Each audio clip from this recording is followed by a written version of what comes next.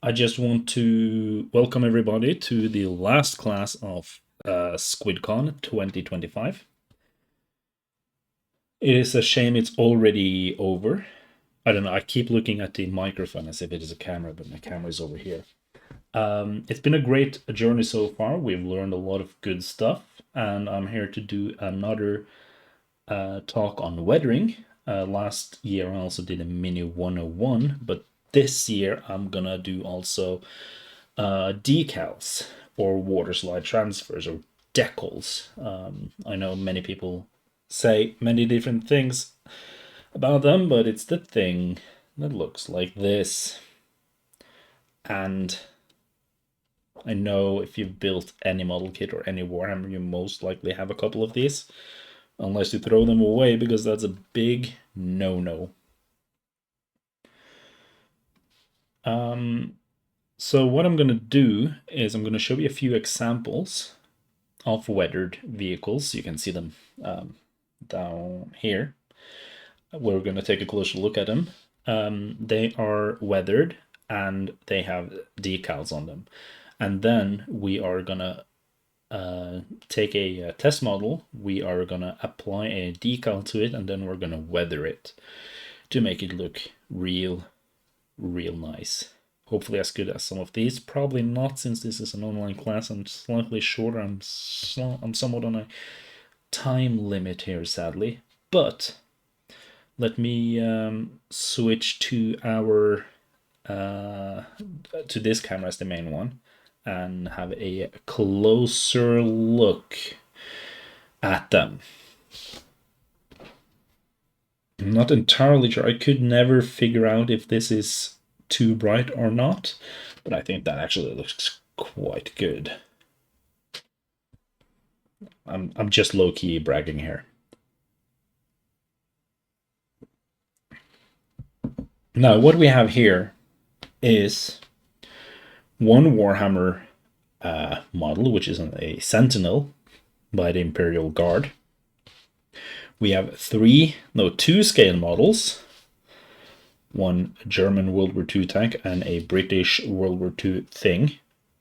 And then we have a small gaming piece for a historical gaming system. Common to all of these are that I've weathered them with the techniques that I'm going to show you now. And I've also applied decals to all of them. The Sentinel, I applied some spare decals I had around because I wanted to challenge myself to make it look, to make it more of a World War II America-US scheme. And if we zoom in and get it a little bit in focus, may actually not want to focus because I zoomed too much in. You know, I only use old cameras. This is one of the problems. There we go, that looks bright. I see Snow Duty linked the Sentinel paint job video I have, and that is basically me building and painting this. And there you can get some extra decals and weathering tips. But if we look here and I grab a toothpick to point at, this is a decal that I applied. That is a decal. That is a decal. Big one here, of course, is a decal. There's a decal here and a decal there. And small decal there and another decal there. There may be some more that I missed, but it's been a few years since I built it. But the main thing is that no matter how we look at this, the decals look painted on, and that is what I'm gonna show you guys how to do. Because I know many don't like decals because you have that little effect where it is more gloss on it, where the decal film is. We'll talk more about that in a minute. So I'm going to teach you guys how to do that as good as possible. We also have this tank. It is full of scratches and dust and grime. And I'm gonna teach you guys how to do that as well. And it has decals, one small one right there, which is a divisional symbol. And of course a tactical number there. And same here. It has the same glossiness as the rest of the tank. And it is not as easy as just applying a gloss coat or a matte coat. There's a few more techniques into it that we will look at. Then we have this very little gaming piece in 15mm scale. See, it's all empty on the bottom. Kind of funny. Turret just jumps off as well. But here we have decals here, here, and here. And what's extra fascinating here is that if you look at that decal, it is applied over a very textured place with a lot of contours. And that is also a technique I'm going to teach you guys, because if you apply a decal without any technique onto a surface that has any curves or whatnot to it, it will not look good. It will just look like some sort of film that's stretched over instead of actually a painted on marking. And you know, you can easily read, or not easily, but you can read that it says USA and then some numbers under here. And you can't really freehand that. So I find decals to be perfect to enhance your model in that way. We also have this beast of a unit, which is actually a bridge laying unit. So this entire top can actually, to some degree, pop off. And then that would be put over some sort of ravine or something, and then they could drive over it. But it doesn't have many decals. There's decal here, on the front under there, and on the rear. But it's not necessarily a lot of decals, but this has more weathering to it. It's a very boring green shade, but I think that I managed to make it look somewhat interesting, which is another technique to an airbrushing technique. But weathering also helps. I will also say that throughout this class, feel free to ask questions. I'm reading chat all the time, so just feel free to ask any questions.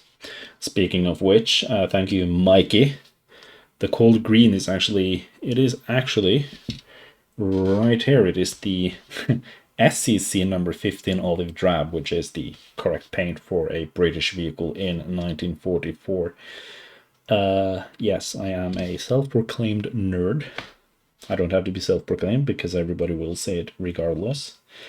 But I think, you know, as said, that I made the green look interesting with some nice color shading and modulation here. Anyways, we're gonna put all of my toys aside here.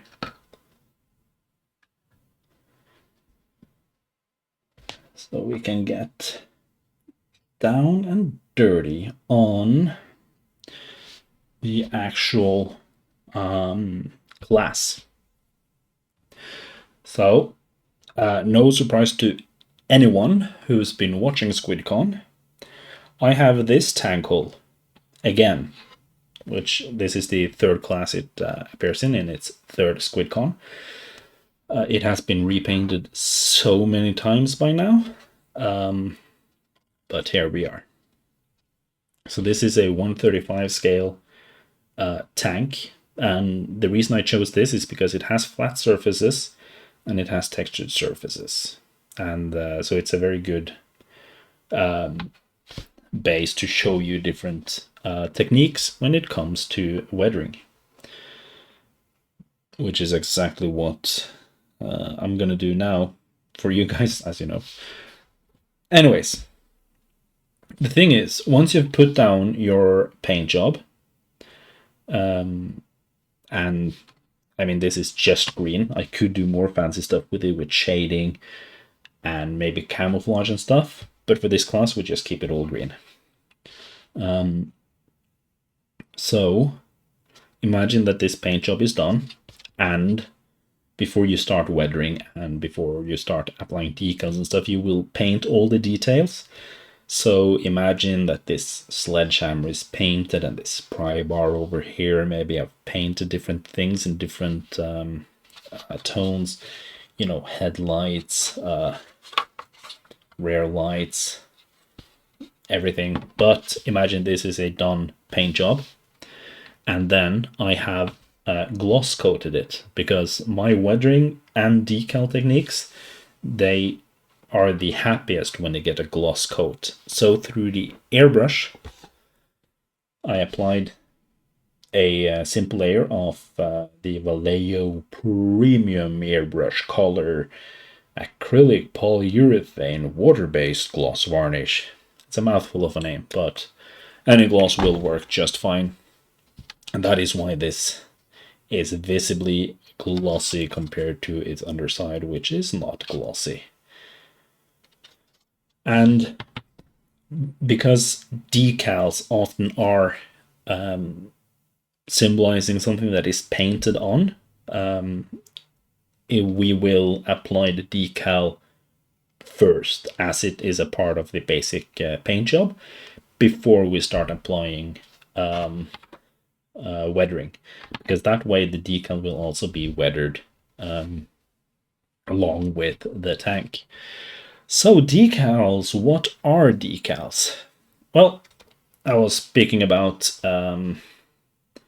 this stuff, which is a transfer sheet. This is the Adeptus Mechanicus that I just found in the spare drawer here. But decals come in many shades and variations, and I would recommend you to always keep your spare decals, because you never know when you might need it. As for example, I did the Sentinel here, I used spare decals.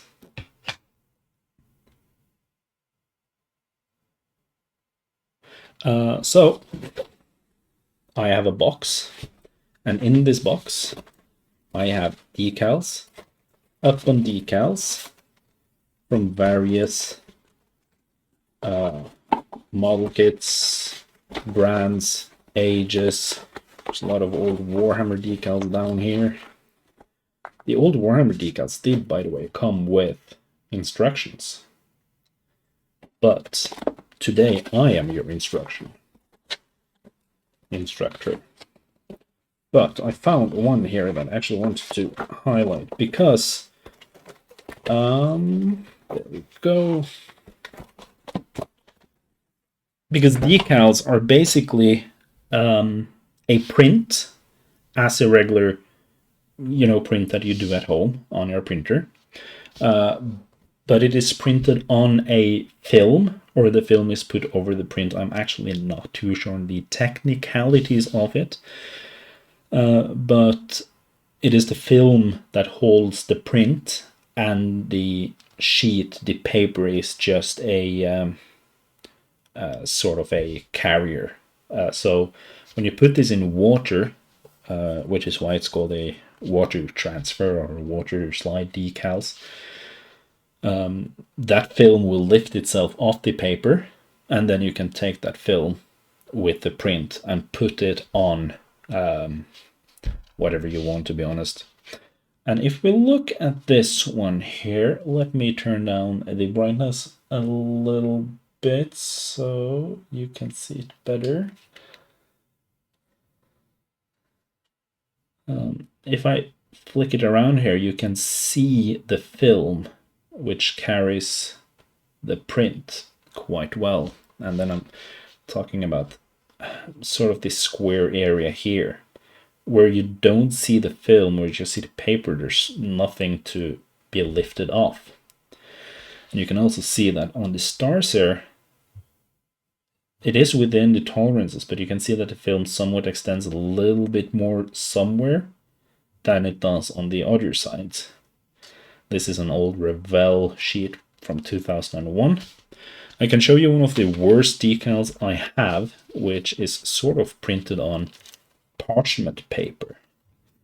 And it is this horrific thing right here. And here you can see that the film sort of far exceeds the little marking, especially in the stars here. It is quite horrendous. And to do this even better, I will have to cut it out first off the paper sheet. Then I will have to cut off as much of the film as possible. But the problem is that this is sort of a rare sheet because it is in a specific scale. So it's just something I have to work with. But, oh, this one, the star, these stars come from this sheet. So it will look good in the end. I worked with decals from very many manufacturers. There are better decal producers than Games Workshop, but the Games Workshop sheets are by all means some of the best, to be honest. They are really good. And because most of the people here in the Squidmark community are used to this, these are the ones I'll use. I'll put them on some random places on our hole here. But I think it will do. You know, I didn't actually realize that I needed my knife, but I see it right there, so I'll just grab it. There we go. Because the trick is, select the decal you want. Sometimes this is specified in instructions, sometimes not. But I was thinking that white skull right there. And why don't we take one of the numbers as well? So what I'll do is just very carefully. Oh, by the way, if you guys can, if I just make it a little darker again, you can sort of see the film on these decals too, but it's very difficult to see. It's almost easier with the naked eye, but even then it is sort of difficult. That is because the film is really thin, and thin film is always easier to work with than some older kits that may have very thick film. And these are, so Games Workshop decal sheets are by all means really good. Some people use scissors for this. I am chaotic neutral when it comes to hobbying, so I use a blade and just cut it right out. There we go. That's one, and then we will take what about 27? Sounds great. There we go, didn't cut it directly nicely out. Pop it out right there. And what many people will do is they will use a bowl of water to put the decals in, or they may actually use one of the mixing pots, fill this with water and put the decal in to dissolve it. But, you know, speaking of being chaotic neutral in this hobby, I place them right there. I take my painting water and I just dab the decal with the water. I've done this with dirty water. It has never been an issue. There's some gunk on my brush already, but the water is fairly fresh. And you can see it starts absorbing. And I also like to just add some water on the back here. Sometimes I just place water here. Sometimes just put my finger here. You know, it doesn't really matter. As long as there's water on it, it's all good. I'll just do the other one too.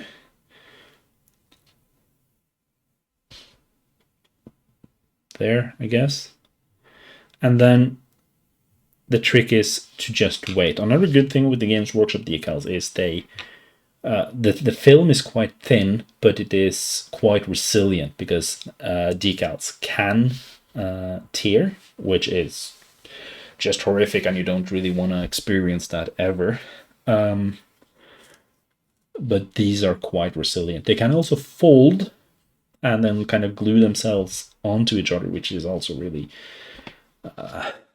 like not the best thing to happen. But you know, just practice a little bit. Some really long decals, for example, if you do this warning seal right here, which is a really long one, you have to be somewhat careful, on, otherwise it'll just fold onto itself, and we're kind of struggling a lot with it. Now, one of the tricks I have when it comes to decals is using a decal setting solution. I use specifically Microscale Industries Micro Sol and Micro Set. I know Vallejo have their own decal fixer. I think AK has it, Tamiya has it. But the good thing with the microscale ones is that they're two different ones, while all the other ones are usually an all-in-one product.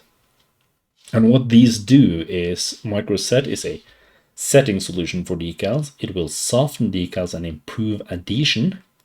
And it can also work as a decal remover, because this is quite strong stuff. Whereas the Microsol, again, is a setting solution for decals. It softens decals to conform to regular surfaces for a painted-on look. And this, the Microset I have for decals that are hard to work with, for example, the parchment paper yellow print thing. But when it comes to proper decals, like Games Workshop decals, I don't use this, to be honest, because you know there's some instructions here that you use them in combination with each other. I've never really seen the use for it, but I'll use the Microsol now, since we're working with very simple decals. Now, the decals just need some, like a minute or so in water to sort of release itself. And if I just touch it there, you can see the number is lifting off quite easily as I just disturb it. But, oh yeah, this skull is also ready now. Just adding some more water. Water is your friend when it comes to decals. So they are ready, and they can sit like this. The worst thing that happens is they dry and they stick themselves to the paper again, and you add water.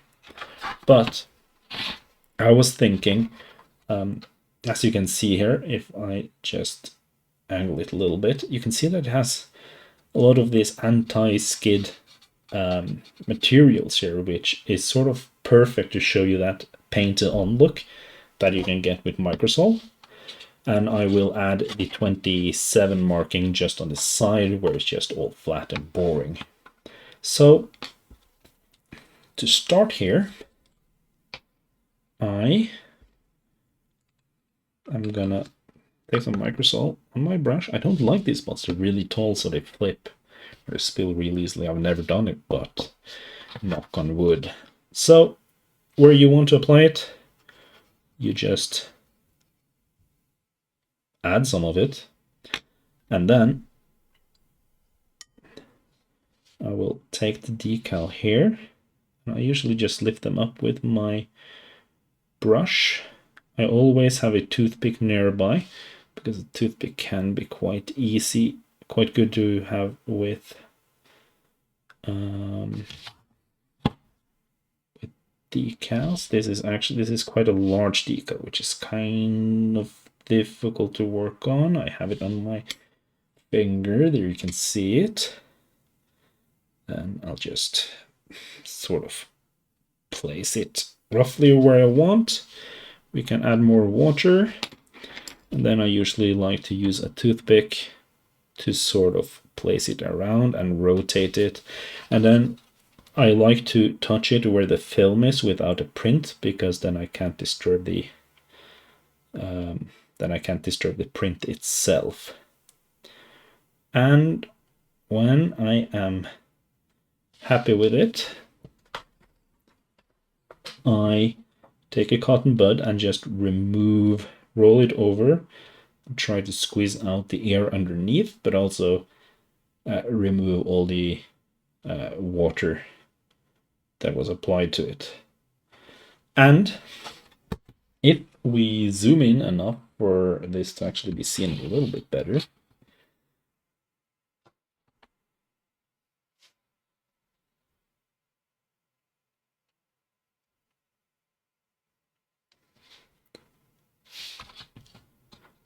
you can sort of see that it is sort of wrinkly, but that is no problem. So what we'll do now is basically add more microsol to it. And the thing is, softening a decal can take a lot of time, but it all depends on how soft you need it to be. When I did this one, where you basically conform to 90-degree angles, I spent a lot of time doing many passes of both microsol and microset. But the skin material here is not as it's not as the texture isn't as deep, so it doesn't really matter too much to do many passes. But we're going to do a few passes of it regardless. But I think it's starting to look. I also put it over a line that goes here, just to also show you that as well. So I may take the toothpick and just gently push the decal into the crevice.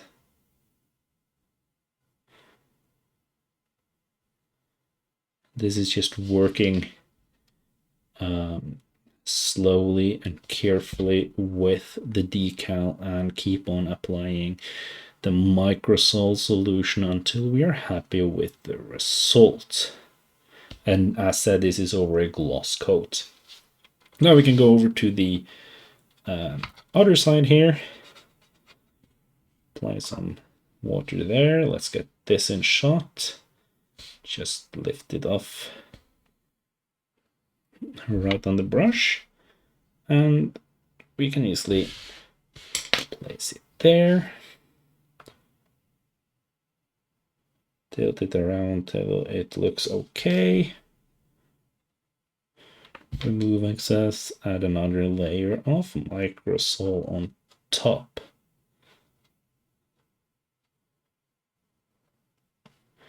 You know, I just prepared this tank, and it seems that I'm actually lifting off some of the varnish because I haven't let the varnish dry as much. We'll live with it.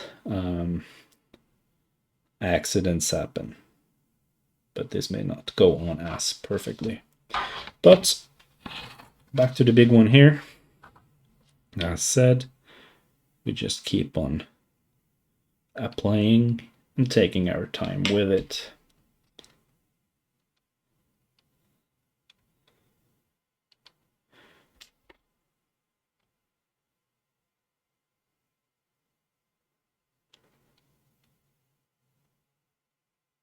And I think this will be one of the more boring times.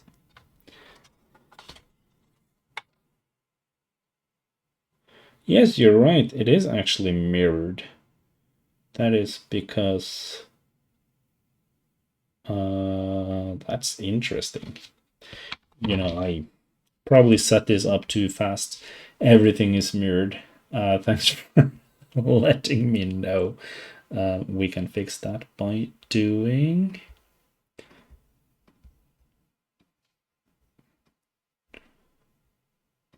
This is the low-tech way of fixing it.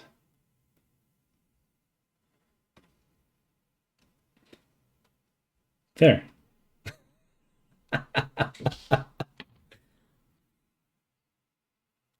Now it's not mirrored anymore.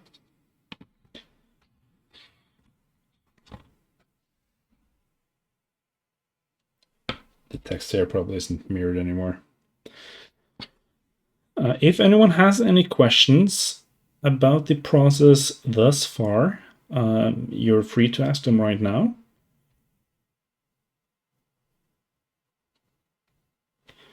Well, I just keep on working a little bit on this decal.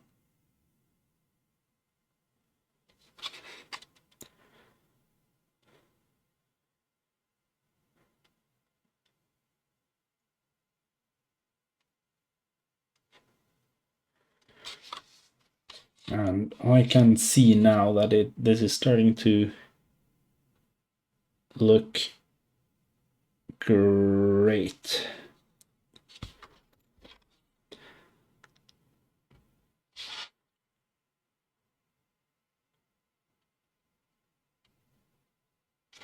And on this side, it's a little bit wrinkly. We have that little varnish issue, but we will live.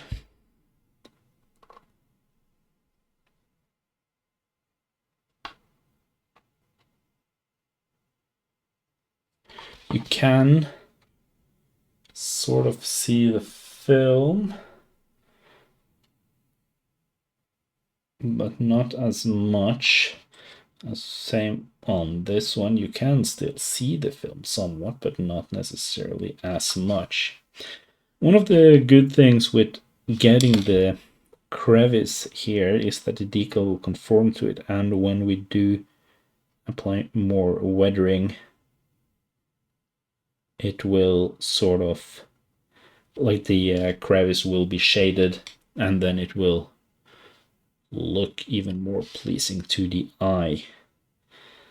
So this is more or less the simple step with decals, and decals are really easy to work on and can make your Space Marine or vehicle or whatever it is quite a lot better with very minimum effort.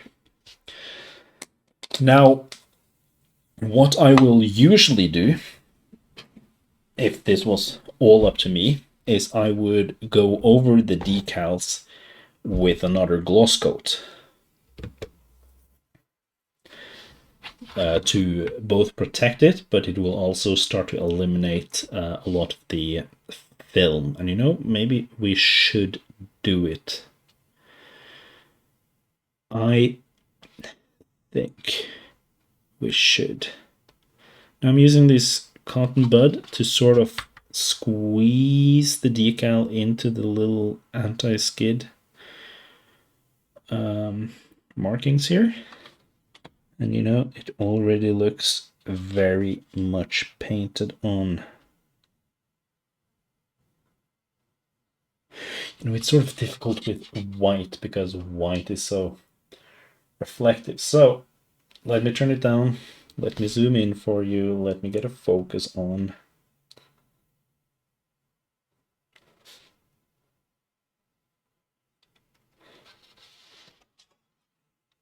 And you should be able to see that it actually looks like it is painted on already.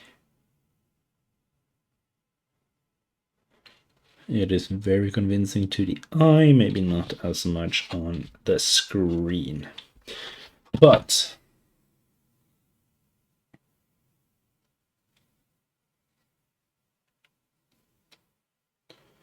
what I will do now is actually apply that gloss coat just to show you the very correct way. You can also see very clearly that some of the varnish lifted off there, so we'll also be fixing that issue by doing it. Just going to make sure that it is properly dried, which is quite important. I can't do that. I can't be too sure since I'm doing a class here. And as said, time is of the essence, but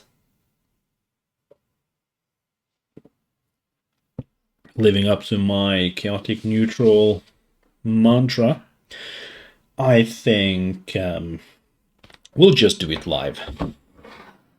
So, beautiful Squidmore airbrush, quite important. Let's get the gunk out of it.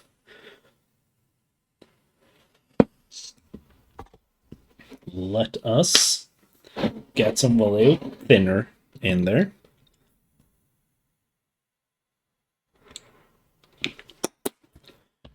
And then let's get some gloss in there. We don't need a lot. Let's mix it up. And then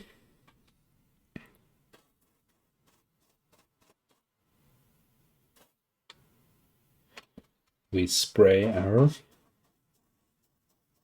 decals.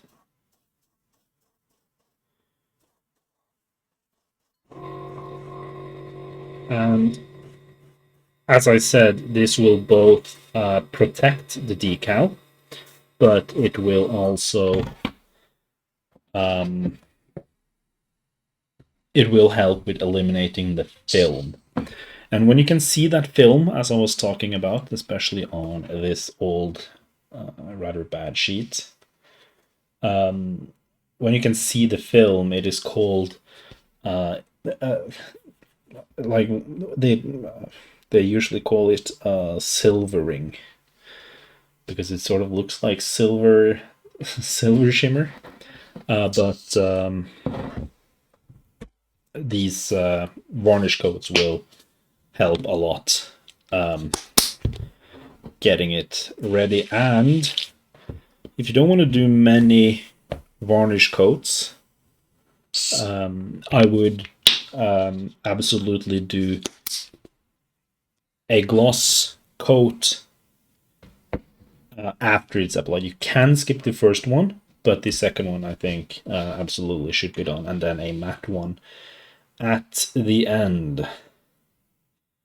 So yeah, this is already looking really good, to be honest. We're just gonna wait a little bit for that to dry. But in the meantime, I'm gonna show you some techniques with weathering, because we have a big engine bay here we can have fun on before getting to the decals and also to the side here. And my my best tip when it comes to weathering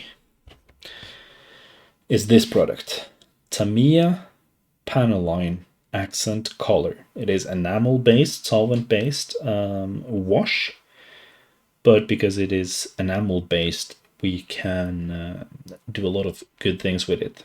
This was shaken vigorously before filming. And the good thing here is that you can apply this quite liberally, and it can look like shit, but you can go over with some odorless thinner and remove the excess you do not want. And that makes this product amazing. I have no words for how amazing this product is. And this will, as said, it's just a panel line accent color. Comes on a brush, just like the Tamiya cement, if anybody uses that. If not, highly recommended. And this is just to break up the endless green here, to make all the lines look like they have more substance in them. So, since we also have a gloss coat here, we will see that if I apply this just carefully on one spot here, it will flow around to the nearby areas. You can especially, let's zoom in so you guys can see even better. Maybe even make this a tad brighter.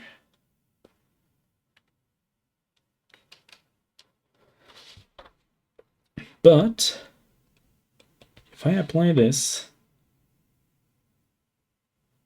there, you can see it will float around. I see the focus isn't especially on point here. Let's do it there. And I'll do it here again so you can see it again, and it will just float around to where it needs to be. And you see that little dot right there? It doesn't matter because with this product we can remove it afterwards. So just going to apply a little bit of this.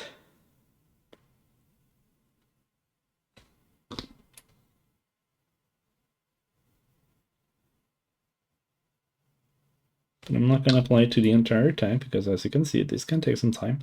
And I don't like to pour it on because the cleanup takes longer, so I like to just be more precise with it. But we can also see it here. You see all these the handles right here. A simple little dab of this, and it crawls around and it sort of punctuates them. You can also do that with the line here, and it will float around. And that's just what we're gonna do. A little bit much on that one handle, so we can take some back up into the brush. And you know, it's just a very simple step, and the dark brown works in a lot of colors, but it also has the effect that it makes everything look more grimy. And we'll just try to add this to bolts and crevices all around here. And you know, already this gets more visible when we add the matte varnish, but you can see that this area already looks more defined, but also more grimy than the rest of it. And here we also have like a air vent mesh. The good thing with the panel line accent color is that it will just beautifully make that more pronounced as well. As soon as we get the entire area here, then we can just go around and add more to all the other areas. And this panel liner isn't only for armor, but it works great on Space Marine armor and stuff like that. But it can work wherever you want, just a little bit more grime or a little bit more defined lines. I've used it on terrain a lot. I used it on bases and etc. But as said, I'm not going to do the entire tank, so I will do half of the engine bay here, just to show you guys.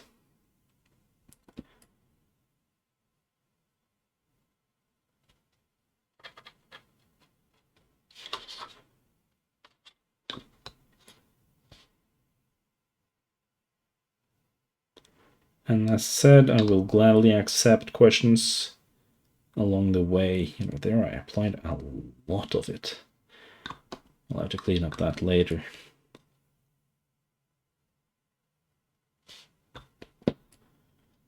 But we also have this decal here, which hasn't dried entirely. We'll let it dry just a second more.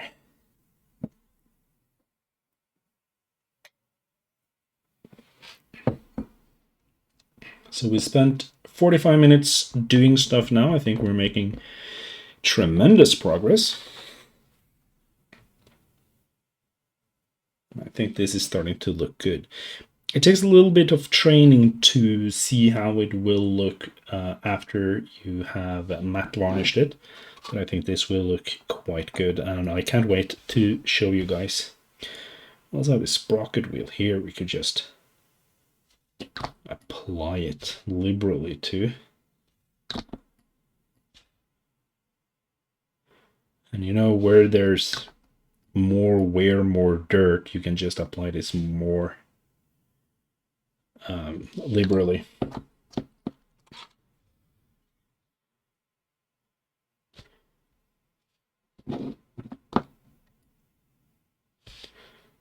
So let's feel here. Well, maybe. You know what? I'll just go ahead. because we have the crevice over here.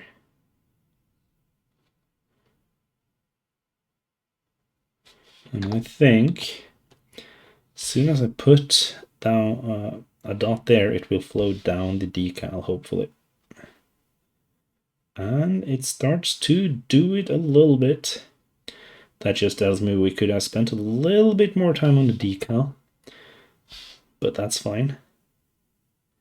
And just to emphasize here, I would also like to enhance the skid, the anti-skid texture here as well, just so we can clean it up a little bit afterwards.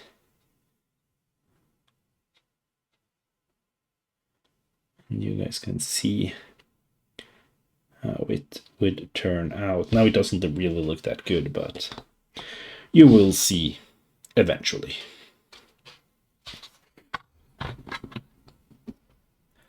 Then we can remove the panel liner. I will grab myself a little dish that I will fill up with some odorless white spirits or paint thinner or whatever you want to call it.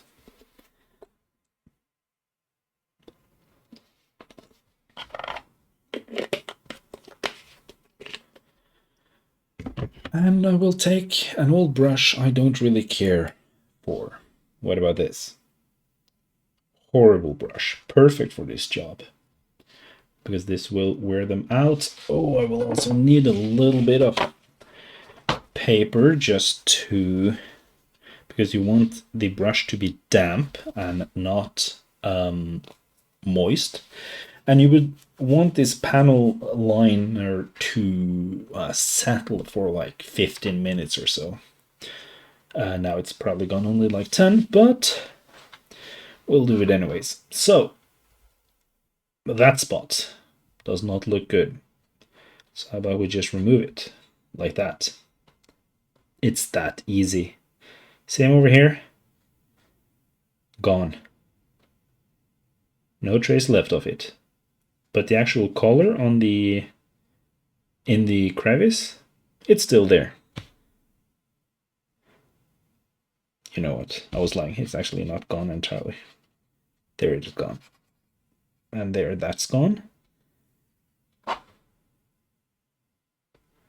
And there's actually no cleanup needed here. So, you know, maybe up here. It's just retracing your steps. Just removing the panel liner so you only have the panel liner lining the panels. I know, I'm a genius.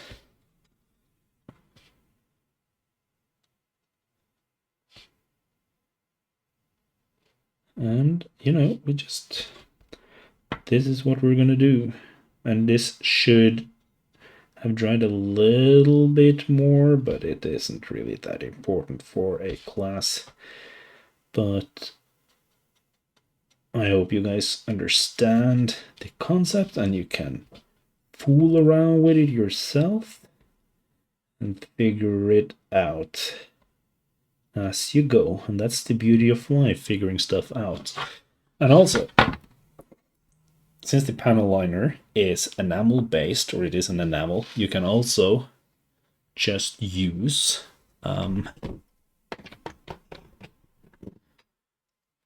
enamels like this slimy grime light, which I use a lot for scenics. It works on the same way. It is an enamel. This is by Ammo MIG. AK has their own. There's also the infamous streaking grime, which everybody talks about. It is the same thing. I think this is just a shade. It's more brown than gray, which streaking grime tends to be, but it's basically the same product. So I would recommend adding some enamels to your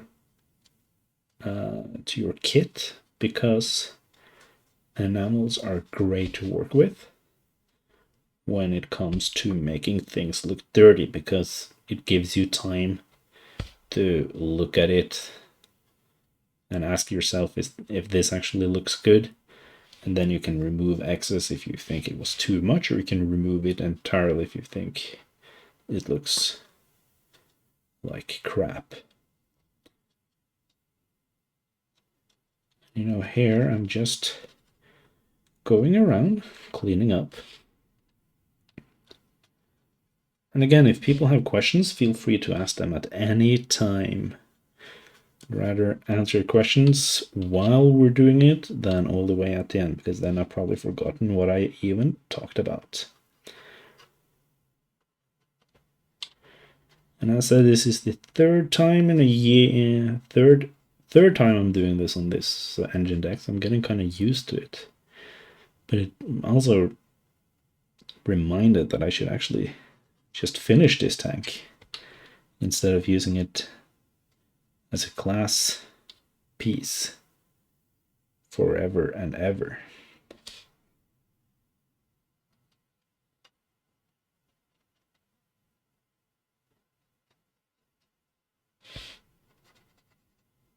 It's also interesting that the texture, the skid texture, makes it really difficult to clean up because there's so much texture in it that it just sort of settles in.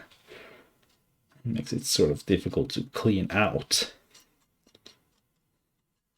But anyways, I think the engine deck is fairly cleaned up there. I'd be happy with that. Maybe a little bit more up here. What you can also do if you have more stubborn areas is moisten up a cotton bud and more aggressively remove it. You can see the color really coming off on the cotton bud as well. But the negative part here is, especially if you haven't glossed, you can easily eat through the paint. Which, I mean, unless you like to destroy your paint job, I wouldn't really recommend. So I always just try to be very gentle on the pressure. Now let's get down here on the decal, because that seems to have dried a little bit. And very light moves here. Just cleaning up around here, just to see how it works. Then I will start doing it on the decal quite shortly, but it can be a little bit scary because we're always afraid to eat through the brand new varnish layer. Like if you were to do this normally, you would let the varnish kind of settle, maybe even a whole hour, maybe a day, but here it just has like 3 minutes to dry. So we just need to be very gentle here, but you can see it clean up so beautifully. But then where the skid plates are, it sort of leaves a little bit left.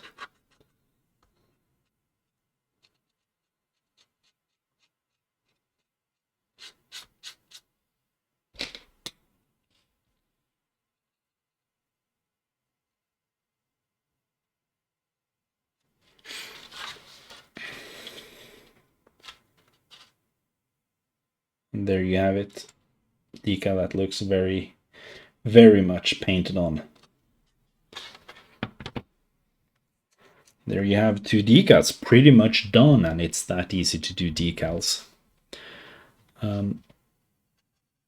My God, that's what happens when you moisten your brush instead of dampening it. But I'm going to move on to different techniques, because now we have a very basic panel line on here. That also makes it look a little bit grimy, but I think we can do better. So I'm gonna grab another dish, gonna flip it upside down, and then I'm gonna bring out oil paints, which are also phenomenal to do weathering with. Here I have burnt umber. This is a really cheap oil paint from a hardware store. I also have lamp black.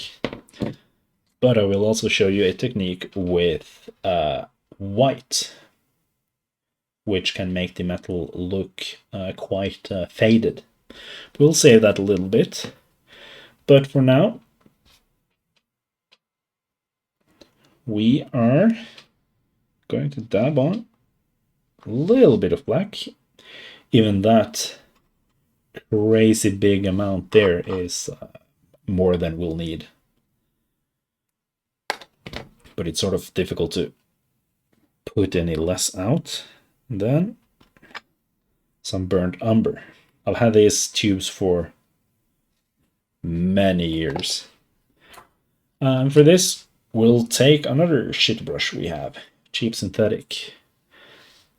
And the point here is to add more grime and more dirt and stuff, especially on the motor deck. So I will go ahead here and add a little bit of black on my brush. And, you know, this is probably like a fuel filler cap. And I imagine people walk around a lot here anyways. So around the fuel filler cap, I can add a little bit of black oil paint. As if sort of they, you know, spilled some oil or spilled some fuel or whatever. And I can also probably do it up here. Where else would they spill? I mean, I want to do it around where we already did some panel lining. So let's say they probably spilled a lot here as well. There we have 3 spots with black. Then we can sort of just wipe off the black, use our white spirit to get rid of more. Then with a brush that's moistened in the thinner, we can sort of just start to feather it out.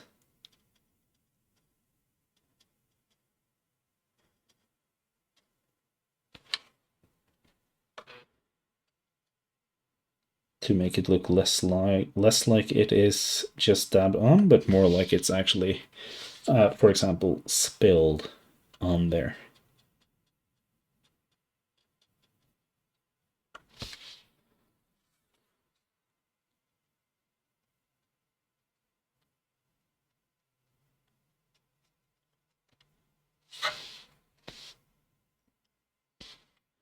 You know, this is all just, there isn't like one technique here. It's just doing stuff till it looks good. And that's also, as said, the big bonus with oil and enamels is that you can keep on removing and applying indefinitely.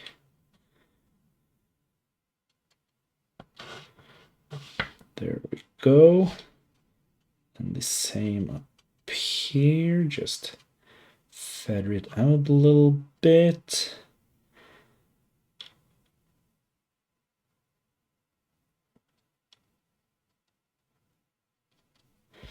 Maybe even use the Q-tip, the cotton bud, to do a little bit more. And you know, just that. It's kind of easy to see. It's not easy to see with the gloss coat, but we'll fix that soon. And it already looks more grimy. And then we can do the burnt umber, which is just brown. It's sort of like the same brown that the panel line has. But with this, we can just sort of apply it randomly where, for example, somebody has walked with really muddy boots, for example, and whatnot. Just add 3 spots here as well. Just in random places. And I will do the very same thing here as well. By just feathering it out slightly. And you know, honestly, this step can also be done after your matte varnish, when you matted everything down. It wouldn't really matter too much.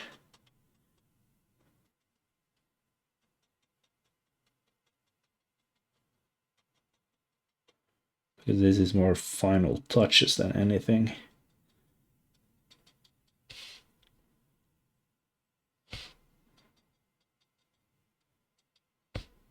But you can sort of see what I mean with just adding these lines will make it look more, will make it just look more used, dirty.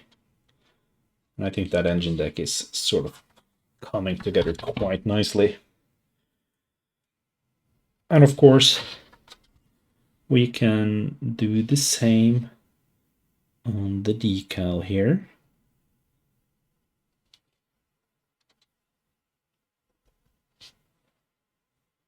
So we're 1 hour in now, and I think I have another hour or 30 minutes.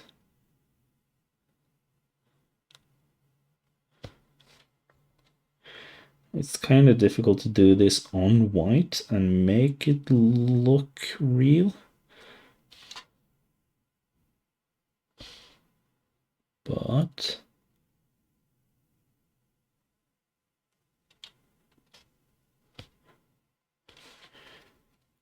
I think that sort of does it. I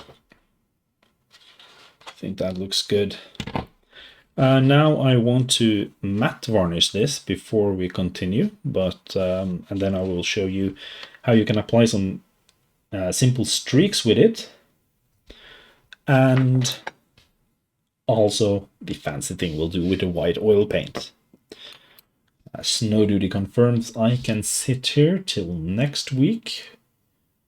So, yeah, next week is just 4 hours for me, so could probably do that.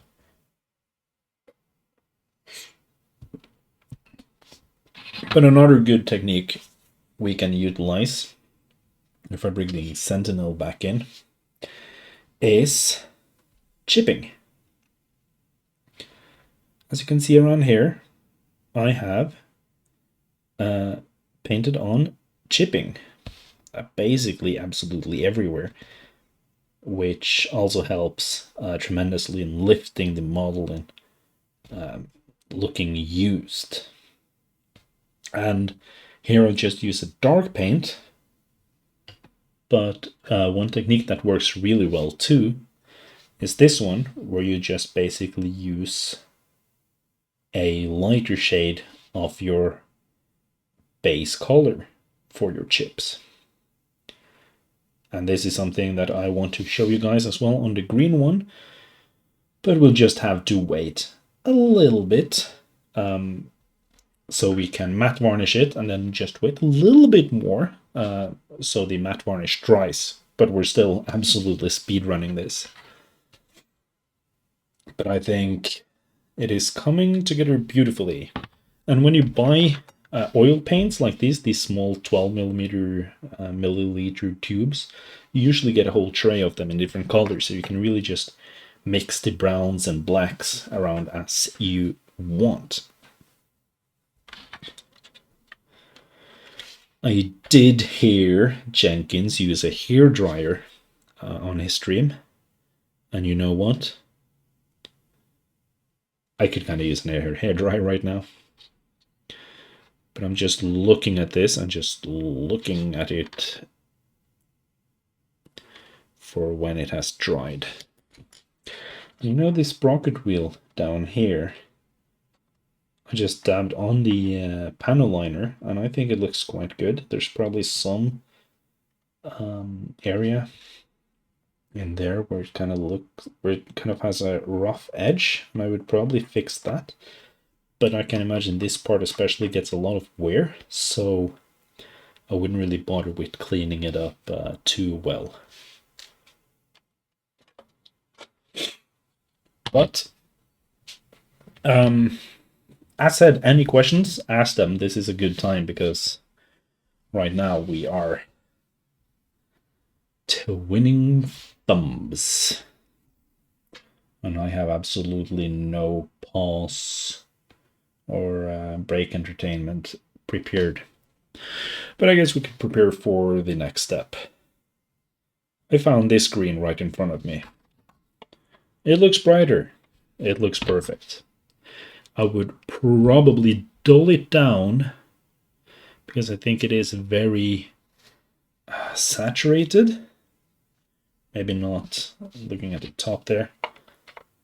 No, that is more or less the same shade, but I would actually want to brighten it a little bit, and then we can take beige or buff, mix them a little bit together, and we should be good to go. And since I don't have a wet palette or a dry palette ready, I'll just use one of these. As said, I am quite chaotic neutral. You know, for chipping, there's a questionnaire by Koning Shade. It depends on what you want to create. He asks if we would like to use a sponge or an old brush. And you know, I actually prefer using a good brush. For example, one of the sable hair brushes for chipping because it gives me more control. But if we look at the Sentinel again, this chipping down here was made with a sponge, and that makes it look very, very worn. Whereas these spots are made with a brush and are easier to control. I almost always use a brush when doing chipping, but I will show you both when we start chipping. For a sponge, it's easy to just use some old sponge from a army travel kit or something. So I have that prepared here. But for the proper strokes, I will use my Squidmar Kolinsky Saber brush. And we can look at the difference it creates. But first is a matte varnish anyways. And this looks okay to varnish now, so we'll do that. What happens if you apply the varnish too quickly, especially with enamels? Is that you can like the chemicals can react with the varnish, and you will get sort of like a gray cloud mist effect. So I would recommend people to wait, you know, preferably a day, but at least an hour. But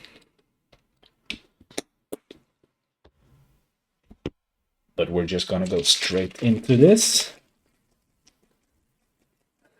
Koningshed, I understand what you mean with you're being scared with a brush or overdoing it, but I'll show you. I'll show you soon enough how I do it, at least. Not that what I do is the necessarily the correct way of doing it. You know, I don't even think this airbrush. I think there's some airbrush cleaner in here. What do you think? Does that look okay? I don't know. Let's figure it out. Some people are very meticulous on their airbrushing and mixing chemicals and stuff. I just go straight for it. But anyways, cool thing with the matte varnish is that you can see the result manifest itself immediately, especially on high gloss areas like this.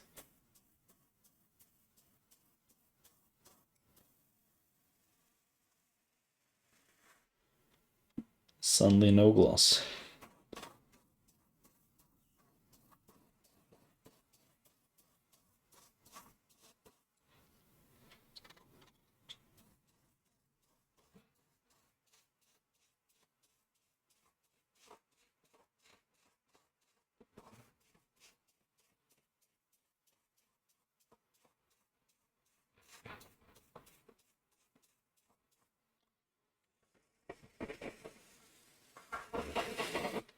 Probably not going to cover everything here, but I'm just getting a good layer where at least it matters. There we go. Let me just quickly clean this while the matte varnish dries a little bit.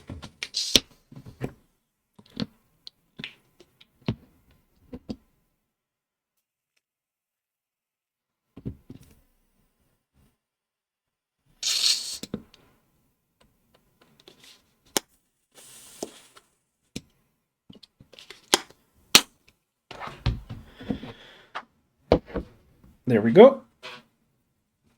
And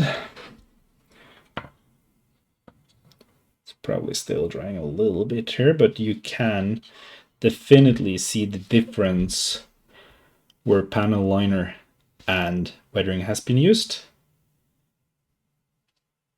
compared to where it hasn't been used. You can, for example, see that hatch is popping a lot, whereas this hatch is almost invisible because it just disappears in the vastness of the green.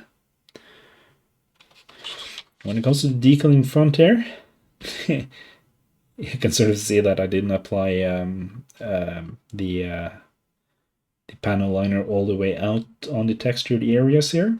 But I mean, we're just gonna look for the decal anyway. I'm just looking at it a little bit closer, and I think that decal looks great. If I make this a little darker again, I think you guys can see it a lot better too.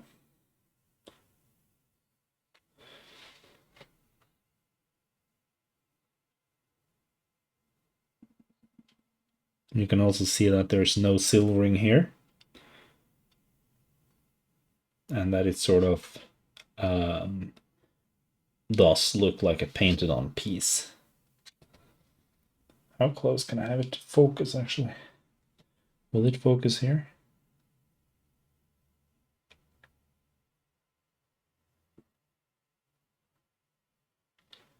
You can see with the weathering, it sort of looks quite good. I think you missed it briefly, Coning Shade. You're asking if I've ever used streaking grime. And streaking grime is just an enamel, the same way that this is. And this is in many ways streaking grime. It's just that streaking grime is often a little bit more gray, whereas this is more a saturated brown. It has a little bit more red in it. And also panel liner is slightly diluted, whereas streaking grime usually comes in a pot like this. This is just earth. Could also be used as streaking grime. But streaking grime would be darker than this. Streaking grime is actually just another color and probably a little bit thicker. And it is very nice to make streaks with, but I will show you how to do that here. It's just that I don't have the product that's called streaking grime. But we'll get there as well. But thanks for the question. Absolutely.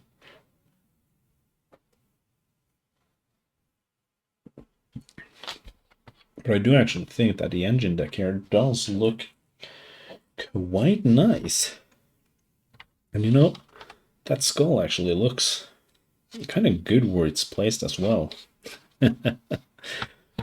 Quite funny. Anyways, let's do some paint chips. We'll add a little bit of green. I don't know why that was so diluted. Probably because I just shook it for two seconds. Jesus Christ. Sorry, I'm just messing around here.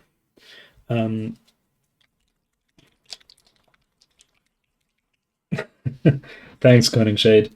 Yeah, I made a tank or two. So, let me just mix these together.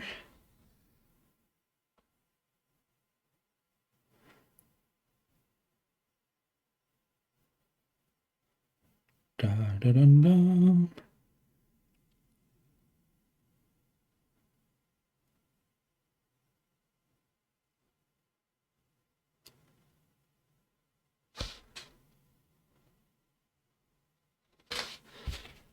Then I'll just wipe off most of it.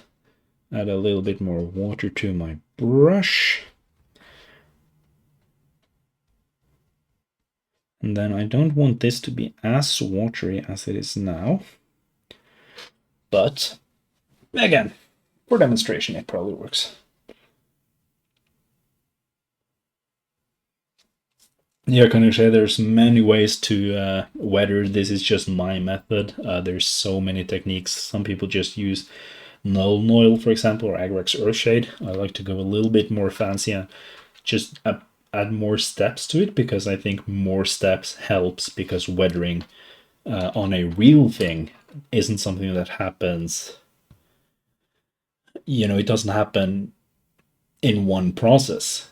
It is something that happens over a span of several years, so more layers of weathering only makes sense, to me at least. But all of these techniques can easily be used on space marines, or buildings, or rocks, or even bases, such as the Sentinel base here.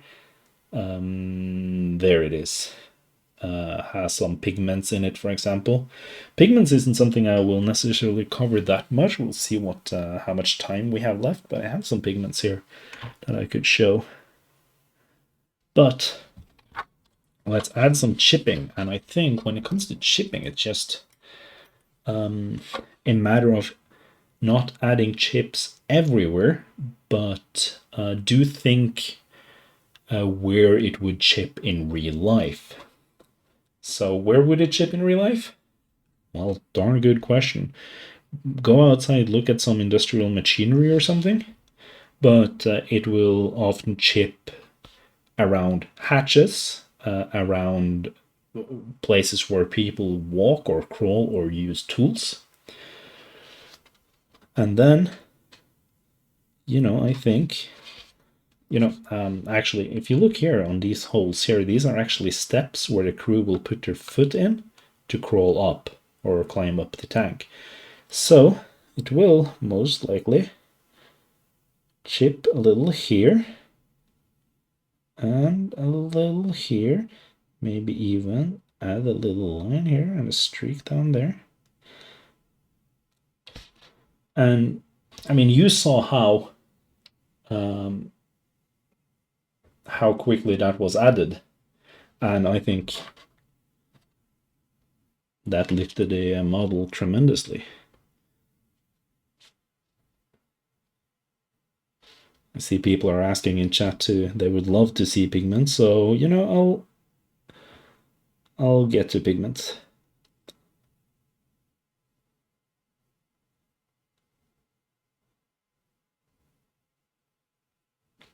And the reason why we just use a lighter color for chips is because usually paint, like paint they use on armor and stuff, is quite thick. So if you use a dark paint, it will look like it has chipped all the way through the paint and the primer and into the bare metal where it has started to rust, which can happen, but doesn't really happen that much. And then, depending on how weird you or how worn you want to have your model be, you just apply chips till you are happy with it. Then around the fuel filler cap here as well, it's probably something that's been used quite often, so why don't we add a few more chips here?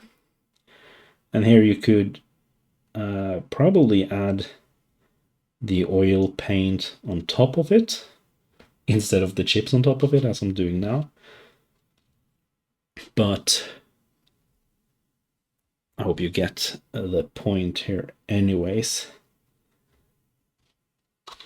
And another thing here is that as the tank drives, it will probably drive through some brush, so maybe add some horizontal lines here and probably one straight through the decal.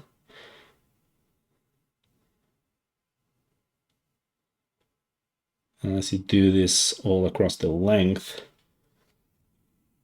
you will see that it starts to like come together. You can also add a little bit more separate chipping on the decal itself.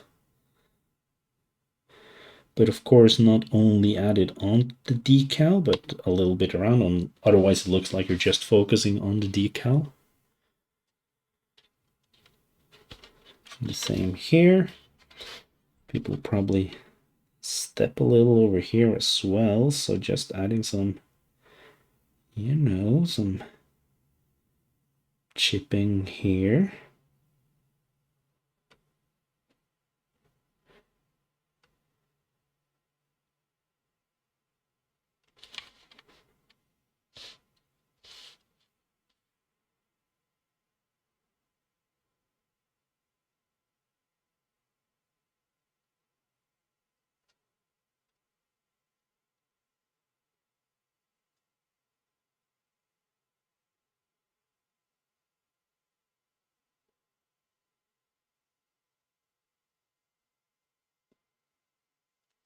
There you go. Now it's starting to look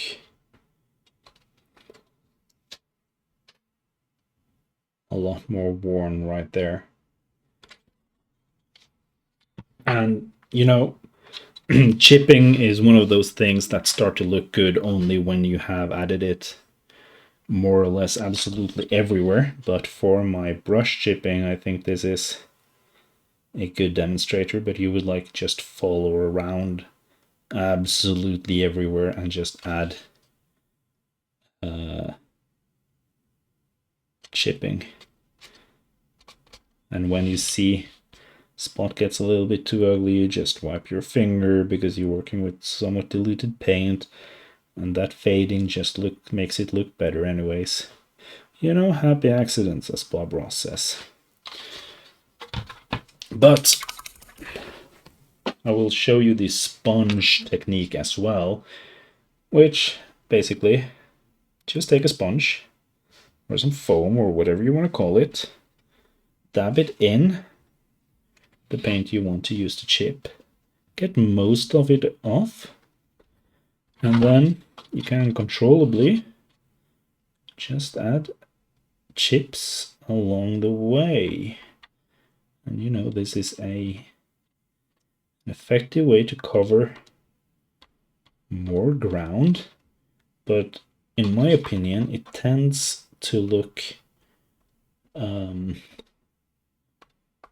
sort of like you can almost see where you do squeeze the sponge in, so it sort of looks more like it has a pattern. But you know, in certain instances, if you just want to go around over an edge like this, it certainly can do it quite fast.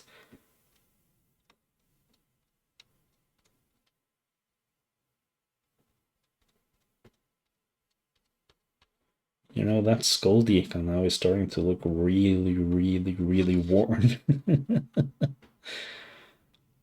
But as you can see, the sponge does save time, but so it can be used quite well for chips along edges like this, but I generally like to use the brush better, or the brush more, because it gives more control.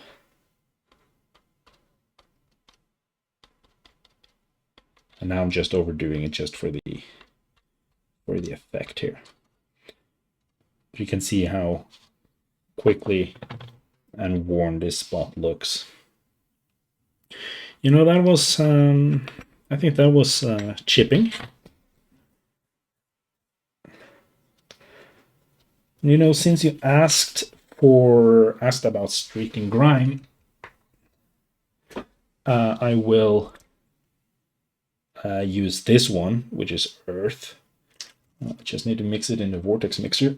Excuse me, everybody.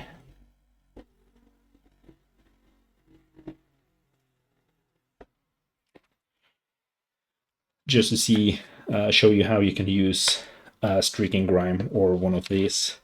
Again, grabbing one of my old horrible brushes and preparing my little dish with spirits. I'll load up the brush, maybe not that much, and then I can simply add some of it up here, which may not look good, but we'll fix that in a second. And you know, these enamels can also be used together with the oil up here that we use to just give it more shadings, you know, as said, adding more and more layers. Anyways, I'm taking off the paint from my brush, moistening it with spirits, and you know, you would preferably let this dry a little bit, but the idea is that you can take your moist brush and then just feather the paint downwards, and thus you will make streaks.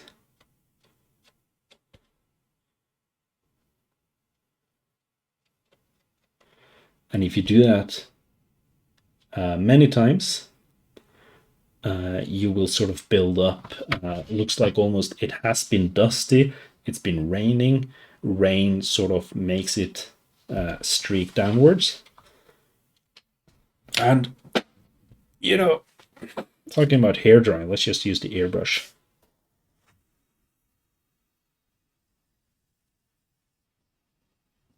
And after one pass, it's not necessarily that visible, but if you just tilt it around, you can sort of see that it looks more faded right there. And if you just keep on adding more of it, you will eventually sort of just build up that effect.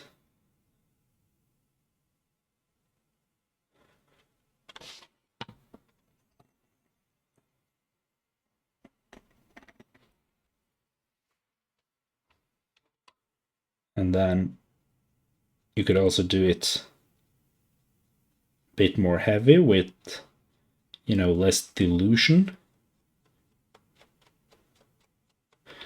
And it will look even better if you, for example, use the dark streaking grime with the earth, and then maybe even with some other shades. You will really start building up different layers and make it look really good.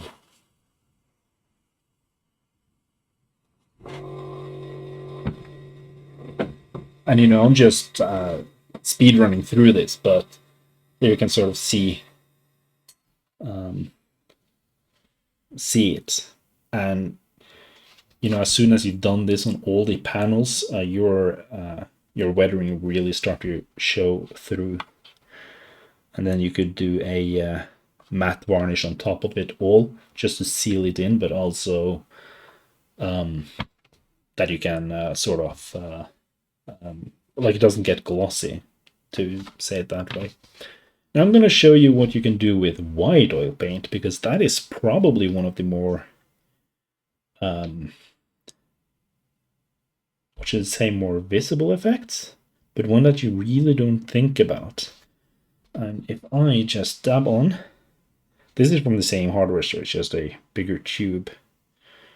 If we just dab on some white here, you see how little I use, so these tubes will last you a lifetime. But if we take our brush here and we take some white and we dot it on here. Curious, you say. What's he gonna do now? This doesn't look good at all. That looks like shit, Lasse. I can hear everybody say, but there. Again, taking off the oil paint and not having it moist, or drenched, but more drab. We can go over the white here and sort of feather it up and down. And what that will give you is essentially the look of the paint having starting to fade.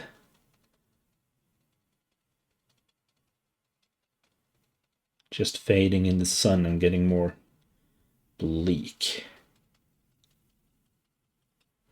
We can just add more spirits here. And again, you can keep on doing this for hours and hours in more layers and in different ways to really make it look good and even and everything. But right now, we are, as said, just speedrunning it.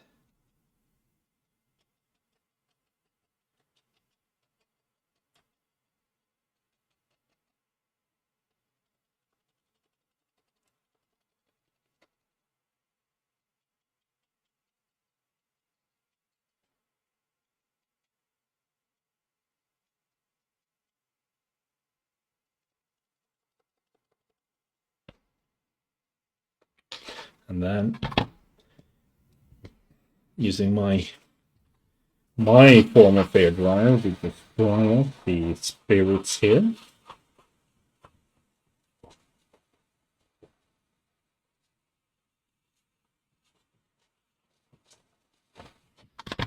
And I think you can clearly see that those green panels that I did a white on looks way more faded than this.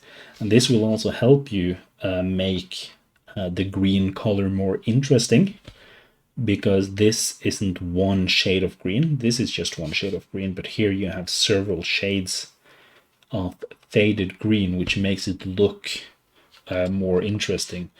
And in this way, you can start breaking up your like this is just a big boring piece of green, but when you start doing this, it will start to look more broken up and more interesting to the eye.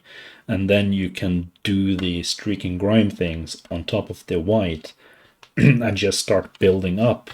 And also we could even do the white up here. I was about to dip this in water. Oil in water isn't really that good. And then we can just sort of fade this white in here.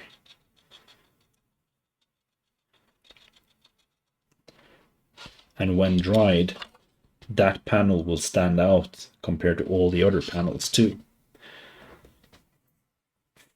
And I've done this to Space Marine miniatures as well, as some of these techniques, and that it just makes them look real, more real, to be honest. It hasn't dried entirely, and the effect isn't that visible, but it's like if you just do more layers, take your time, it will really show itself. And that's more or less those techniques, to be honest. If you combine these techniques with many other techniques, you will have a cool vehicle. I'm going to show you one more thing, and then I'm going to do pigments quite quick. But say you only want... how do I say this in a nice way? If, let's say you are just an army painter. You don't care too much about, making various panels look dirty or chipped or anything, and you just sort of would rather do something quicker to make your tanks look more uniform and stuff. One technique is to add a buff beige color of some sort. Just adjusting a little bit here. It turned out really bright. I'm going to use beige here, and I'm going to add it in the airbrush to show you one of the quickest weathering techniques I know of.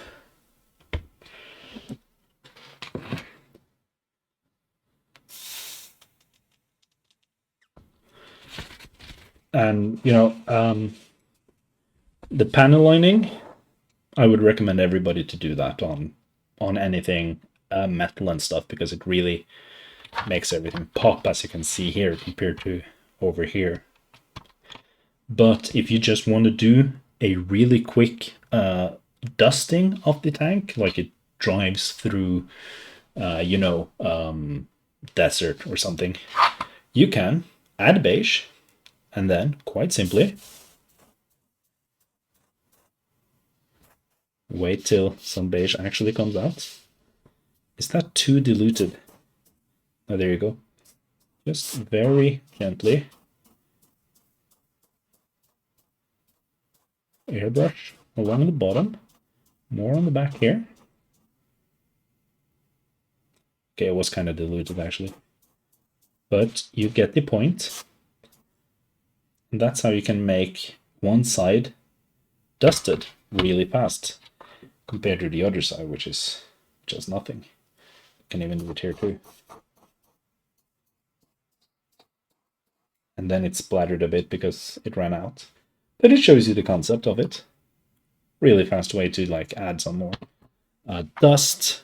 Another nice technique here is you can buy a beige enamel color. You can airbrush it the same way, but then you can start using spirits to fade it downwards and make that rained look even better.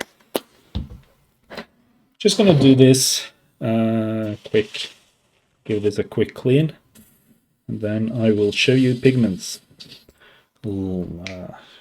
quite fast. While I clean, feel free to ask questions again.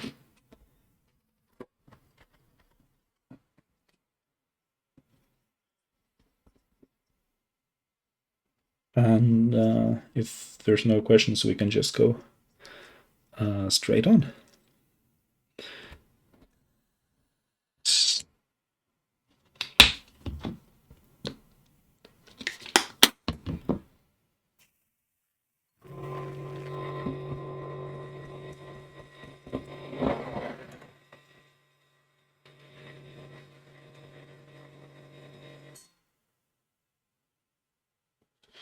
All right, so pigments. What are pigments? Good question. I haven't really considered it. But it is dry dust. Here's a really, really, really old discontinued MIG Productions pigment. This is actually the same MIG that makes the Ammo by MIG stuff, but it's been rebranded and probably a different organization number and everything.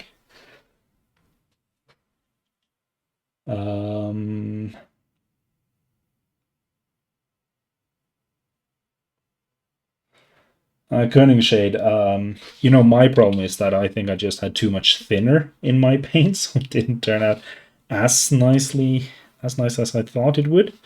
So just dilute your paint properly and it should look good.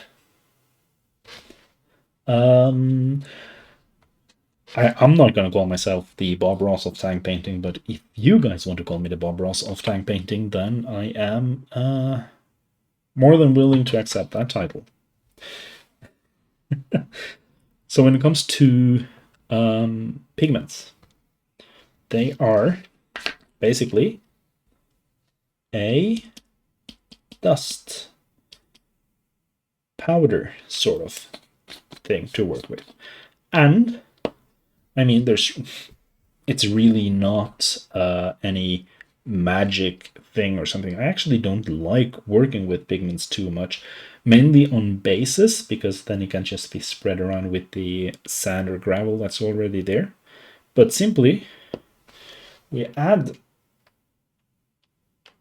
some pigment to the brush, and then we can add it to the tank and sort of just, we can push it in. You know, this brush is sort of damp actually, because I've just been using it, which gives you some weird looks there, but I will take a dry brush and we can work on this spot instead. And the thing is, you can apply a lot of pigments and just sort of rub it in, and it will sort of look like a dusty layer. You can also take way less pigment and just not working in, just sort of let it be there. Or, you know, you can also just work it in a lot here. There's just many ways of doing it. But it's really nice to make it look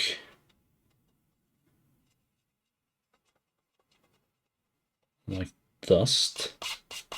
You can even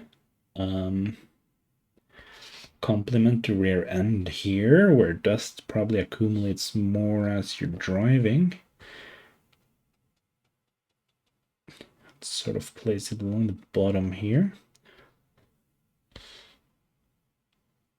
That can be a very nice effect with pigments.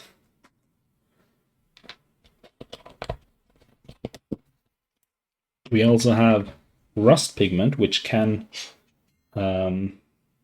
look real good if you want, for example, steel pipe or something to look really rusted. You can just apply this and maybe fix it. We have something called a pigment fixer.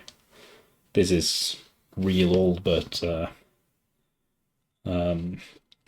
there's different products basically. Yeah, it sort of just sticks, to be honest. And with pigment fixer, you will just add it and it sort of works like a glue. So when the pigment fixer, now it makes it look all wet, but as soon as it has dried, it sort of makes the pigments, it makes the pigment look as it looked before you applied it. But then it is should be fixed in place. And pigments are quite easy to work with, but it's also sort of difficult because it's kind of hard to remove them as soon as it has as soon as you applied it. It's kind of hard to like remove it if you think it's a lot of it. But absolutely worth a try. And you don't need to have the fixer. But the thing is, if you have a lot of pigments on something and you drag your hand along it, then it sort of gets transferred to your finger instead of remaining on the model, which can be the issue. I also have black pigments, which I like using. And as Snow Duty say, you can also make them yourself by grounding down soft pastels. It's actually not rocket science. I don't know if you guys can see it, but it's sort of dusting around on the table. I find it sort of messy, so I'm not a big fan of pigments, but it absolutely has its use case. And the black pigments is very nice to use on the end of cannons, for example, to make it look like that's fired a lot. But you can also just, you know, again, just put it on. And it will sort of make it look more faded. But where I think pigments do shine is on bases.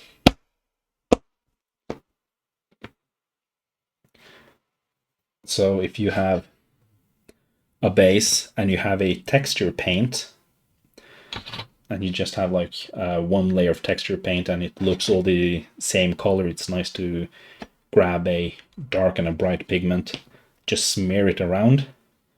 You can actually sort of see the use of pigments. There's a brighter spot right there. That's where I really ground down some pigments, but pigments are everywhere on this base.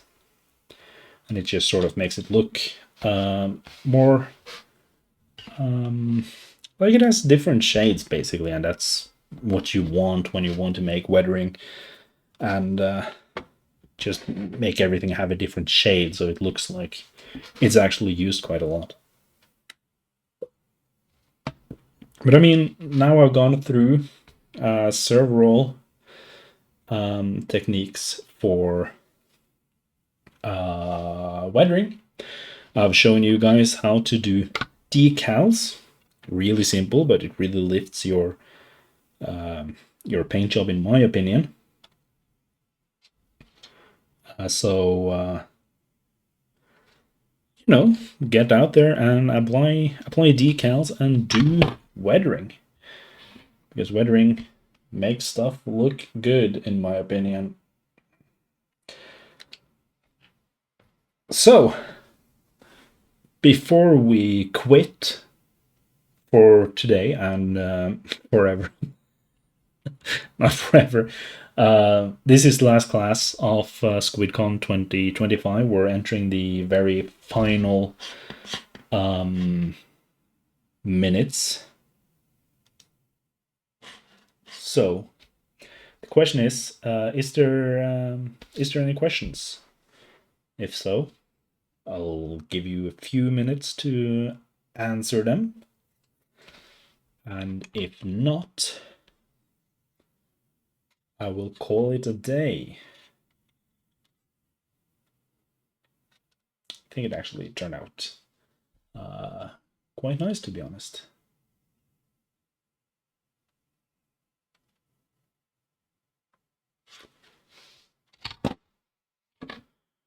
I will also have to clean this up because it does not look nice here after the pigments. So if you do use pigments, use a blank sheet of paper or something under it, because it will then that piece of paper can just get the dust instead of your table. Or in my case, my friend's table, because I am at Dennis's place. Because my one-room apartment doesn't have enough room for me to hobby. If this will be the if it will be the same tank next year, you know, I hope not, but probably it will be. So I'll just airbrush it the day before, so it looks nice and new, and it will be weathered a lot again.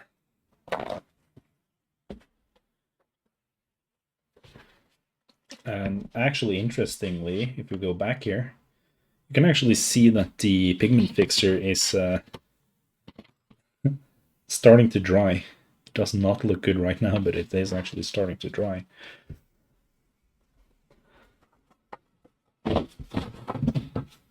Jesus Christ.